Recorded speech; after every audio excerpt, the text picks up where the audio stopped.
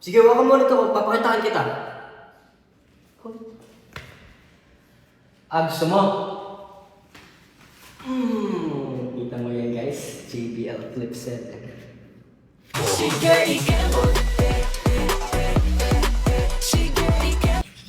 Hey. Pero yan guys, in all seriousness po, I really do recommend itong JBL Flip 7 sa inyo. It's really good quality and lalo na if you guys are like me, you guys can't live without music, kung yun po yung nagpaparelax sa inyo, this is for you. And one of my favorite things about this is the fact that it's very portable, as in super handy po niya, you can bring it anywhere you go. Ako po, hindi to nawawala sa bag ko, as in kahit saan ako magpunta, kahit punta akong training, kahit maglalaro akong basketball, I'm always bringing this with me. And another thing that I love about this is that it's waterproof. So super ganda po nito pang outing kapag mag-beach kayo, magsiswimming, and you guys don't have to worry na kapag nabasa ito masisira because it's waterproof. So yun po guys, pang inaantay nyo, bilhin na kayo JBL Flip 7.